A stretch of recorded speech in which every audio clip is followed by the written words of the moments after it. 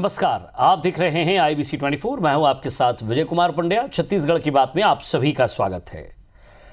ठंड का मौसम आ चुका है और ठंड के मौसम के साथ साथ शादियों का सीजन भी है। और शादियों का सीजन आते ही राजधानी में चोर गिरोह भी सक्रिय हो गए हैं। एक हफ्ते में रायपुर में 2 बड़ी चोरियों ने शहर की सुरक्षा व्यवस्था की पोल खड़ी कर दी है।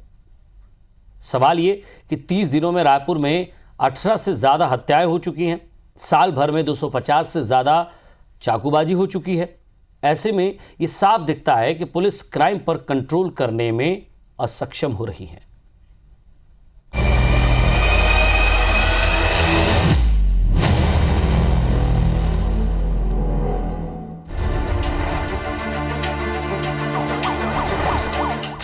पहले ही नशा कारोबारियों और चाकूबाजों से हलाकान रायपुर के पुलिस के सामने अब चोर गिरोह नया चैलेंज बनकर सामने आए हैं। नाइट पेट्रोलिंग के लाख दावे के बीच सूने मकान और आउटर की कॉलोनियों में 80 से ज्यादा चोरी करने वाला पत्थर गिरोह ने एक बार फिर राजधानी में धमक दी है। गिरोह ने पिरदा के हाउसिंग बोर्ड कॉलोनी के 2 मकानों को निशाना बनाकर 7 लाख रुपए नगद और जेवरात पर हाथ साफ कर दिया।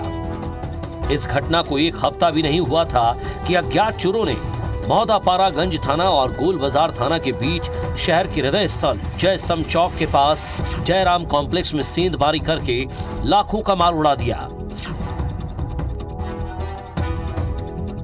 थाना मोहदापारा अंतर्गत जयराम कॉम्प्लेक्स में एक इलेक्ट्रॉनिक शॉप पे चोरी की वारदात हुई है, जिसमें लगभग 1,40,000 के आसपास के पेन ड्राइव और अन्य इलेक्ट्रॉनिक सामान चोरी गए हैं। इसमें मुकदमा दर्ज कर लिया गया है और जो फुटेज मिले हैं और जो भी टेक्निकल हमको जानकारी मिली है उसका एनालिसिस चल रहा है, उसके आधार पर कार्रवाई की जाएगी। इस घटना से साबित होता है कि चोर गिरोह सिर्फ आउटर की कॉलोनियों को ही नहीं बल्कि शहर के बीचों बीच पुलिस के नाक के नीचे चोरी की वारदात को अंजाम दे रहे हैं। जिस प्रकार से ठंड के दिन आते हैं तो चोरी की वारदातें कुछ बढ़ती है। इसको ध्यान में रखते हुए सभी थाना प्रभारी को निर्देशित किया है। साथ ही पेट्रोलिंग को और 112 की जितनी गाड़ियां हैं रात में भ्रमण के दौरान उनको एक निश्चित एरिया जहां पर अधिकतर चोरी की वारदातें होती हैं कि जैसे सूनी कॉलोनियाँ, आउटर कॉलोनियाँ, उनको फोकस्ड करके पेट्रोलिंग करने की हिदायत दिया है। पिछले हफ्ते रायपुर के बोरिया खुर्द की RDA कॉलोनी में खुलेआम नाबालिग की चाकू गूंथकर हत्या के विभत्स वीडियो ने पूरे प्रदेश को हिलाकर रख दिया था।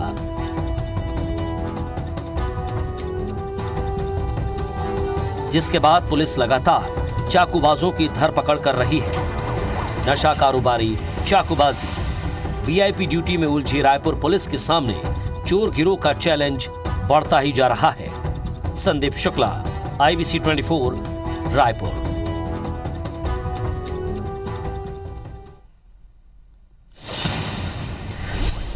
तो इन वारदातों से साफ है कि इस ठंड की कोहरे में ये आरोपी अपने मंसूबे साफ कर चुके हैं कि वो तो इसी तरह से इन घटनाओं को अंजाम देंगे। सवाल ये है कि पुलिस कितनी मुस्तैद है। बार बार मीटिंगें हो रही हैं, बार बार अधिकारी निर्देश दे रहे हैं, कितना फर्क पड़ रहा है, पेट्रोलिंग कितनी हो रही है, रात में चेकिंग कितनी हो रही है। जरा इसका जायजा लेते हैं। हमारे संवाददाता संदीप शुक्ला हमारे साथ जुड़ रहे हैं, साथ ही साथ श्रीचंद सुनानी साहब प्रवक्ता हैं BJP के, वो भी हमारे साथ जुड़ रहे हैं, पूर्व विधायक भी रहे हैं, वो भी इस मसले पर ज्यादा हमसे बातचीत करेंगे। और साथ ही साथ अजय साहू साहब प्रवक्ता है, कांग्रेस के प्रखर वक्ता है, वो भी हमारे साथ जुड़ रहे हैं। आपका भी स्वागत है। सबसे पहले संदीप, किसी भी पॉलिटिकल रिएक्शन से पहले मैं ये जानना चाहता हूं कि आप भी शहरों की गलियों में घूमते हैं, आते हैं, जाते हैं, पता करते हैं, रात बेरात आप भी रिपोर्टिंग पर निकलते हैं। क्या लग रहा है कि पुलिस पेट्रोलिंग उतनी मुस्तैद लगती है आपको? चेकिंग होती है, रोका जाता है? देखिए, रात की पेट्रोलिंग जो है कहीं ना कहीं उस पर बार बार सवाल उठ रहा है, क्योंकि अगर पिछले 10 दिन की बात करें, पहले पिछले 30 दिन की बात करते हैं। पहले तो आपको बता दें कि पिछले 30 दिन में 18 हत्याएं हो चुकी है रायपुर में। अकेले राजधानी में 18 हत्याएं हो चुकी हैं। एक साल में 240 से ज़्यादा चाकूबाजी हो चुकी है। और पिछले 10 दिन की बात करेंगे अगर अपन, तो विवेक गुप्ता नाम का कारोबारी था जिसका अपहरण हो गया था। नशे का अड्डा जिसे हमने दिखाया था, यूनियन क्लब के ठीक सामने नशा, गांजा और गोलियां बिकती थी। वहां से विवेक गुप्ता का 5 युवकों ने अपहरण कर लिया था। शहर के मुख्य चौराहे जयस्थान चौक, लाखे नगर होते हुए, शारदा चौक होते हुए उसे अमलेश्वर ले गए, मारा पीटा, उनकी सिस्टर को और माता जी को रात को 1:30 बजे जाके फिरौती का पैसा लेकर गए। स्थानीय लोगों की मदद से पुलिस ने उनको पकड़ा। उसके 3 दिन बाद ही आप देखेंगे, 3 से 4 दिन बाद बूढ़ा तालाब में 2 लड़के नशा कर रहे थे।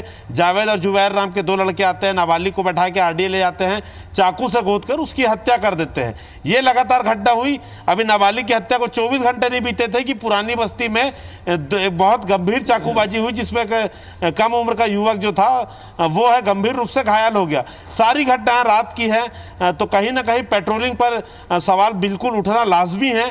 आप अगर आज रविवार है, आज अगर आप जाएंगे, अगर मंदिर साउथ रोड में निकल जाए, किसी भी रोड में निकल जाए, तमाम आपको रात से 1:30-2 बजे तक आपको ढाबों में शराब पीते लोग दिख जाएंगे, नशा करते लोग दिख जाएंगे। ये तो नशेड़ियों की बात हो गई। लेकिन ये पेट्रोलिंग जब शहर के स्थानीय अपराधियों के लिए तो ठीक है कि पेट्रोलिंग वीक है तो उनको अपराध करने का मौका मिल रहा है, लेकिन यही वीक पेट्रोलिंग कहीं ना कहीं चोर गिरोह को जो है मौका देती है। जब अभी देखेंगे हाउसिंग बोर्ड में पूरा का पूरा चोर गिरोह घुस गया, 4 से 5 लोगों ने मिलकर 7 लाख रुपए की चोरी कर ली, तो ये बोला जा रहा था आउटर की कॉलोनियों को शिकार बनाते हैं। लेकिन परसों सुंदरानी जी के रिलेटिव हैं, जयराम कॉम्प्लेक्स के पास उनका गोदाम है, उनके यहाँ ही सेंधमारी हो गई, बाकायदा दीवार को तोड़कर, जबकि वहां से मौधापारा थाना 100 मीटर पे है, आधे किलोमीटर पे गंज थाना और कोतवाली है। जयस्तंभ चौक बीच शहर का एरिया है, 140 करोड़ रुपए के अगर सीसीटीवी कैमरे लगे हैं तो उस एरिया में सबसे ज्यादा लगे हैं। वहां पर यह घटना हुई है, तो लाजमी है पेट्रोलिंग पर सवाल उठना। और एक बड़ा सवाल उठता है नशे के खिलाफ जो पुलिस लगातार कार्रवाई कर रही है IBC 24 की मुहिम के बाद, वो नशा कारोबारी कम उम्र के लड़के अभी भी लगातार व्यापार कर रहे हैं। कहीं ना कहीं उनकी हिम्मत जो है, अभी भी मंसूबे उनके कमजोर नहीं हुए हैं, तो कहीं ना कहीं पुलिस पेट्रोलिंग कर रही है, बाकायदा पकड़ रही है उनको, लेकिन कहीं ना कहीं अपराधियों की हिम्मत तोड़ने में पुलिस अभी नाकाम है लगता है। जी, इस पर विपक्ष की क्या राय है ज़रा ये भी मैं जान लेता हूं, फिर अजय साहब के पास चलूंगा। सुंदरानी साहब, एक सवाल ये भी है कि आप लगातार आरोप लगा रहे हैं कि पुलिस की व्यवस्था, पेट्रोलिंग की व्यवस्था या शहर में अपराधों पर शिकंजा नहीं कसा जा रहा है। पहले नशे की कारोबार पर पुलिस ने फोकस किया, तो फिर धीरे धीरे चाकूबाज सामने आए, चाकूबाजों पर नकेल कसने की कोशिश कर रहे थे, तो दूसरी तरफ से पत्थरबाज गैंग आ गई चोरी करने। सवाल ये है कि आखिर क्यों राजधानी को ये अड्डा बना दिया गया है? क्या अपराधियों को ऐसा लगता है कि यहाँ ज़्यादा खौफ नहीं है, आराम से वो अपराध को अंजाम देंगे और यहाँ से निकल लेंगे?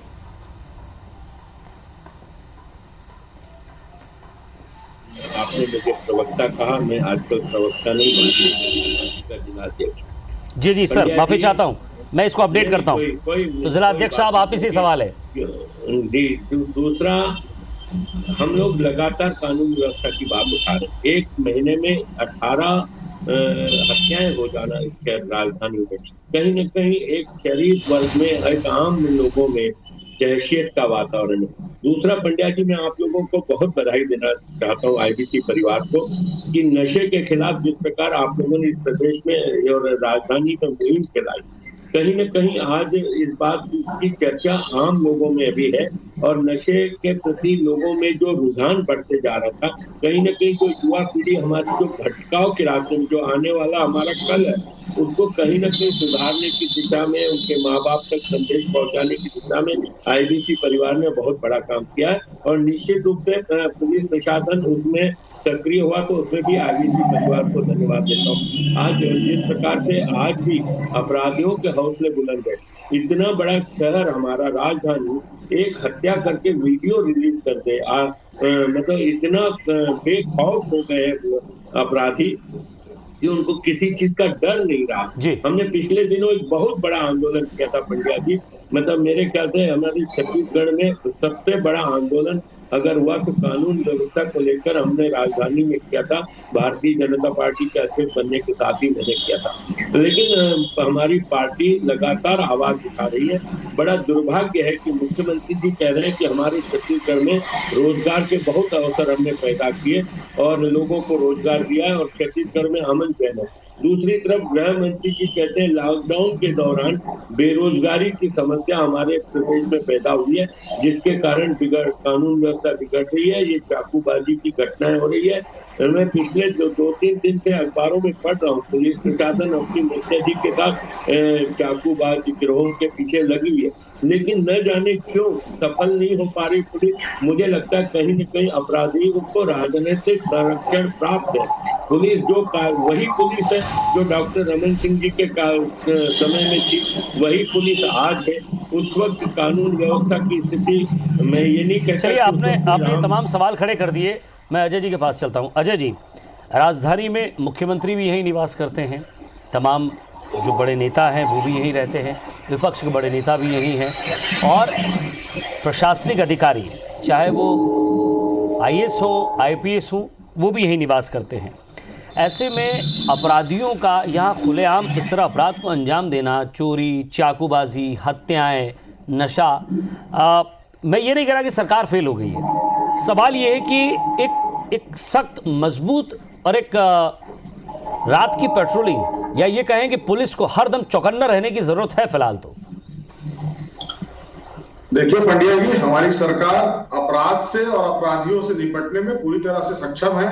हमारी पुलिस लगातार पेट्रोलिंग कर रही है, और जो घटनाएं हो रही हैं उसकी संख्या में अगर आप जाएंगे तो निश्चित तौर पर संख्या आपको बड़ी दिख रही है। लेकिन इससे पहले का जो छत्तीसगढ़ था, इसके पहले की जो सरकार थी, अब 17-18 के आंकड़े निकालिए, और उसके बाद हमारी जब सरकार आई है 2 वर्षों में, हमने अपराध को बहुत हद तक नियंत्रण करने का काम किया है। अपराध होते हैं तो जो पीड़ित होता है उसको थानों से न्याय मिलता है, जो अपराधी होते हैं उनके खिलाफ सख्त से सख्त कार्रवाई करने के लिए भूपेश बघेल जी के नेतृत्व वाली कांग्रेस पार्टी की सरकार कमर कसी हुई है।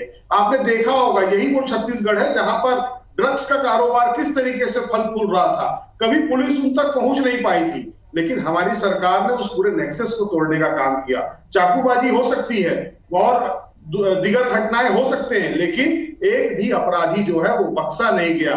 जो राजनीतिक संरक्षण की बात करते हैं, उनको ये बात याद होनी चाहिए, जब उनकी सरकार थी तो किस तरीके से अपराधियों के हौसले बुलंद थे। सरेआम पत्रकारों की हत्या हो जाती थी, सरेआम व्यापारियों को अगवा कर लिया जाता था, सरेआम हत्याएं हो जाती थी, कोई पकड़ने वाला नहीं था। किसी के सुंदरानी साहब, बेवजह क्यों हल्ला कर रहे हैं आप लोग? अजय जी कह रहे हैं कि आप अपने आंकड़े देख लीजिए। लेकिन हमारी सरकार ने कार्रवाइयां की है, लोगों के खिलाफ कार्रवाइयों के नाम पर चोरियां हो जाए, नगर के हृदय स्तर पर व्यापारी की हत्या हो जाए, हम बकवास कर रहे हैं। अगर ये बकवास है तो हम बकवास करेंगे। अगर चोरियां होने लग जाए, मैं मेरे परिवार से जुड़ा, मेरी अपनी दुकान पे अगर 2 दिन पहले चोरी हो जाती है तो दीवार तोड़ के पीछे से, इतना हौसला अगर अपराधियों का बढ़ा हुआ है, और हम अगर ये बात कहते हैं, अगर ये बकवास कांग्रेस को लगती है, कांग्रेस पार्टी के लोग, सत्ता के पे बैठे लोग मदमस्त हाथी में सवार होकर आंखों में पट्टी बांध के हमारी बातों को बकवास मान लें, तो निश्चित रूप से 2 साल में ही इस सरकार का जनाजा निकल जाएगा। 2 साल में इस सरकार की। अजय जी रिएक्शन दीजिएगा, फिर उसके बाद ब्रेक पे जाऊंगा। देखिए, सुधरानी जी को मैं बताना चाहूंगा, कानून व्यवस्था पूरी तरह से ठीक है, लेकिन मुझे ऐसा लगता है पंड्या जी, भारतीय जनता पार्टी की जो व्यवस्था थी वो चरमरा गई है। किस तरीके से इनके कार्यकर्ता इस प्रदेश के अंदर ड्रग्स का नेक्सस चलाते थे। मंत्री जी के खास आदमी हुआ करते थे उस समय के आबकारी मंत्री। इनकी भाजपा की कार्यकर्ता किस तरीके से मानव तस्करी में लिप्त थी, और दुर्ग में अगर जुआ पकड़ाता है तो उस समय के संसदीय सचिव गृह बापना जी का बेटा पकड़ा जाता है। ये किस ओर इशारा करता है? आप कानून व्यवस्था को लेकर चिंतित है कि आपकी जो अपनी अर्थव्यवस्था चरमरा रही है, हमारी सरकार ने आपके जो गोरख धंधे थे उस पर नकेल कसने का काम कर दिया है, इससे आप चिंतित है? ये समझ से परे है हमारी कानून व्यवस्था। इस पर मैं जवाब दूंगा, एक छोटे से ब्रेक के लिए रुक रहा हूं। सुंदरानी साहब, आपने पूरा सुन लिया होगा अजय जी ने जो कहा, जो आपके पार्टी के नेता, जो पूर्व नेता थे, हालांकि आपने अभी पार्टी से उनको बाहर कर दिया, लेकिन जिस तरह से उनके नाम आए, जिस तरह से देह व्यापार का नाम आया, ये तमाम तरह की जो बात हो रही है, जरा इस पर रिएक्शन लूंगा। सुंदरानी साहब, जो सवाल उठाए थे अजय साहू जी ने, उसका जवाब दीजिएगा। जी पंड्या जी, मैं निश्चित रूप से, हमारे भारतीय जनता पार्टी के इस प्रदेश में 35 लाख सदस्य हैं। एक महिला पर आरोप लगा, पार्टी ने तत्काल बाहर किया, और भी किसी पे आरोप लगा, कभी भी पार्टी ने उसको एक क्षण के लिए भी नहीं रखा, किसी के चेहरे पे लिखा नहीं होता। मैं कांग्रेस पार्टी का एक युवक कांग्रेस का कवर्धा का अध्यक्ष शराब की तस्करी में पकड़ा जाता है। एक अपहरण कांड का आरोपी मुख्यमंत्री जी और संसदीय सचिव गृह विभाग के, उनके साथ अभी 4 दिन पहले फोटो वायरल हुआ। अपहरण करता, एक अपहरण केस में वो मुजरिम है, उसका फोटो वायरल होता है। तो मैं क्या ये मानूं कि वो संसदीय सचिव पे आरोप लगेगा या मुख्यमंत्री पे आरोप लगेगा? निश्चित रूप से दल के अंदर में बहुत सारे कार्यकर्ता ऐसे होते हैं जिसके बारे में कोई कुछ नहीं जानता, लेकिन अगर दल उसको तत्काल कार्रवाई करे, आरोप लगने भर से, ये आरोप सिद्ध होने की बात का इंतजार पार्टी नहीं करती, आरोप लगने भर से कुछ ही मिनटों के अंदर उसको पार्टी से बाहर किया जाता है। इसके लिए भारतीय जनता पार्टी को दोषी ठहराना, क्या कांग्रेस पार्टी से जुड़े हुए लोग अगर इस प्रकार के आरोपों में फंसते हैं तो क्या पूरी कांग्रेस पार्टी फंसी हुई मानी जाएगी? क्या एक व्यक्ति को प्रकाश, लेकिन अपराधी चाहे किसी भी दल से संबंध रखता हो, भारतीय जनता पार्टी से रखता हो, कांग्रेस से रखता हो या किसी अन्य पहुंच वाला व्यक्ति हो, तत्काल उसके खिलाफ कड़ी कार्रवाई हो ताकि दूसरा अपराधी अपराध करने से डरे। ये जब तक डर सरकार पैदा नहीं करेगी, ये जब तक पुलिस को खुले छूट नहीं देगी अपराधियों के खिलाफ कार्रवाई करने की, राजनीतिक आधार पर निर्णय होंगे, आरोपियों को कहीं न कहीं संरक्षण प्राप्त होगा, तभी ये घटनाओं की बढ़ोतरी होती है। अन्यथा पुलिस तो अपने कर्तव्य निभाने के लिए हमेशा आगे रहती है। मैं पुलिस प्रशासन चाहे किसी की भी सरकार हो, उनका काम है अपराधियों को पकड़ना। अगर राजनीतिक हस्तक्षेप न हो तो मेरे ख्याल से छत्तीसगढ़ की पुलिस इतनी सक्षम है कि वो आरोपियों को और भय पैदा कर सकती है, कानून व्यवस्था को कंट्रोल में ला सकती है। डॉक्टर रमन सिंह जी की सरकार 15 साल रही। मैं ये नहीं कहता कि आरोप कहीं पे भी कोई घटनाएं नहीं होती थी, लेकिन इस तादाद में कभी घटनाएं होते हमने नहीं देखा। एक महीने में राजधानी में 18 मर्डर हो जाए, ये क्या कम बात करते हैं? नशीली वस्तुओं का व्यापार होने लग गया, खुलेआम गोलियां चलने लग गया। ये होता है आज भय का वातावरण। आम आदमी डरा हुआ है, हर माँ बाप डरा हुआ है अपने बच्चों को घर से बाहर निकलने नहीं। चलिए सर, ये तमाम तरह के जवाब आपने भी दे दिए सवालों के, लेकिन अजय जी, क्या 18 मर्डर हुए हैं या इतने चाकू चले हैं या इतनी चोरियां हो रही हैं तो कोई बीजेपी के लोग तो संलिप्त नहीं है ना सर? आप एक दो नाम बता रहे हैं, वो भी एक दो नाम स्वीकार रहे हैं, और एक दो नाम आपके पार्टी के लोगों के भी बता दिए। उन्होंने पार्टी के लोगों के साथ, मिले हुए लोगों के साथ कि भाई हम उनके साथ मिले हैं, उनके साथ फोटो था, उनके भी नाम गिना दिए। किसी के चेहरे पे नहीं लिखा होता ना साहब कि अपराध कर देगा। सवाल ये है कि आपको नहीं लग रहा है कि पुलिस कहीं ना कहीं मुस्तैद नहीं है, राजनीतिक इच्छा शक्ति की कहीं कमी नहीं दिख रही है? आप मजबूती से कह रहे हैं, सुंदरानी जी भी कह रहे हैं कि नहीं, हम आपके इच्छा शक्ति में अगर कमी होती तो शायद पुलिस ये काम नहीं करती। सवाल ये लग रहा है कि आखिर पुलिस को नीचे काम करने के लिए या तो रोका जा रहा है या फिर पुलिस करना नहीं चाह रही है। पंड्या जी, सबसे पहले मैं ये बताना चाहूंगा, जो राजनीतिक षड्यंत्र या राजनीतिक संरक्षण की जो बात हो रही है, मैं ये कहना चाहूंगा, आपने 2-3 घटनाएं देखी होंगी। जैसे एक तो युवक कांग्रेस के कार्यकर्ता की बात की, हमारी प्रदेश में सरकार थी, यदि हमें संरक्षण देना होता तो वो हमारा युवक कांग्रेस का कार्यकर्ता गिरफ्तार नहीं होता। और दूसरी बात कर लीजिए, क्वींस क्लब में जो घटना हुई उसमें भी हमारे कार्यकर्ता का नाम आया, लेकिन उसके खिलाफ भी कार्रवाई हुई, और कवर्धा के में जो घटना का जिक्र कर रहे हैं उसके खिलाफ भी कार्रवाई हुई। इस प्रदेश के अंदर कानून का राज है, भय मुक्त समाज की परिकल्पना लेके हम छत्तीसगढ़ की जनता का जनादेश प्राप्त किए हैं, उसमें हम पूरी तरह से खरे उतरेंगे। हमारे डीजीपी लगातार मॉनिटरिंग कर रहे हैं, एसपीओ की बैठकें हो रही हैं। आपने जो बातें, जो संख्या बताई कि 18 हत्याएं हो गई है, क्या उसमें एक का भी आरोपी पकड़ा नहीं गया? ऐसी स्थिति है। सारे आरोपियों को पकड़कर जो न्याय संगत कार्रवाई होनी चाहिए, संविधान के हिसाब से जो कार्रवाई होनी चाहिए, वो सारी कार्रवाइयां हो रही हैं। और आपके चैनल के माध्यम से मैं बहुत जिम्मेदारी के साथ ये बात कहता हूं कि जब तक इस प्रदेश में मुख्यमंत्री भूपेश बघेल जी के नेतृत्व वाली कांग्रेस पार्टी की सरकार है, अपराधियों के लिए और अपराध के लिए कोई स्थान नहीं है।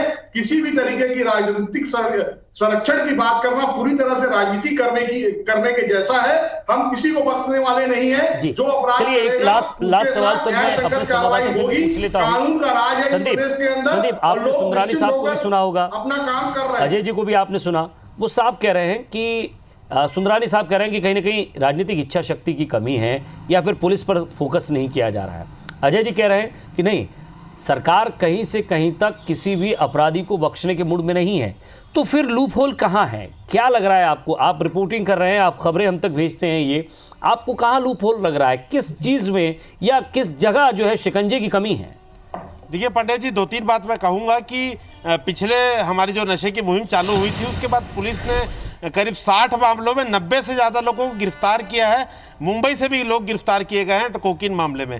आज पुलिस ने बहुत बड़ा एक शराब का नेक्सस पकड़ा है। हरियाणा की शराब आ रही थी, पुलिस ने उसे आज पकड़ा है।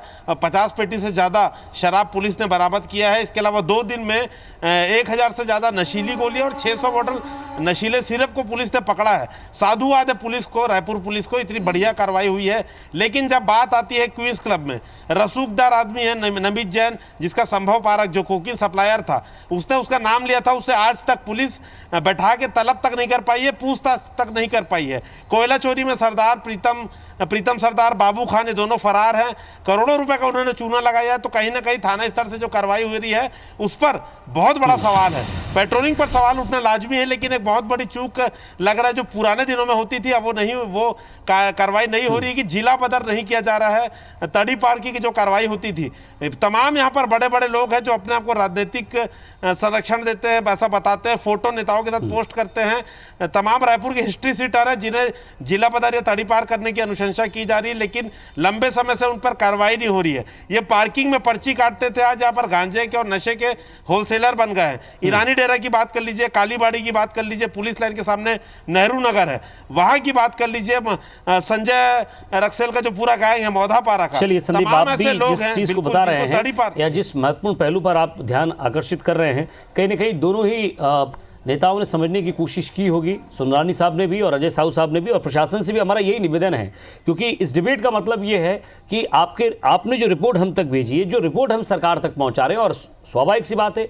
पुलिस को भी ये सब कुछ पता है, और ये सारी रिपोर्ट जो है ऊपर प्रशासन तक भी पहुंचती है, नेताओं तक भी पहुंचती है, मंत्रियों तक भी पहुंचती है, मुख्यमंत्री तक भी पहुंचती है और गृह मंत्री तक भी पहुंचती है। तो राजधानी को क्या वाकई क्राइम की कोहरे की चादर उड़ाना है, या फिर इससे हटाकर, ये धुंध हटाकर, ये छटाकर एक खुले माहौल में जीने की कोशिश करने देना है यहाँ के आम आदमी को? इस पर भी पुलिस फोकस करे तो बड़ी मेहरबानी होगी रायपुर राजधानी के निवासियों के लिए। बहुत बहुत शुक्रिया आप दोनों का हमारे साथ जुड़ने के लिए और बातचीत के लिए। नमस्कार।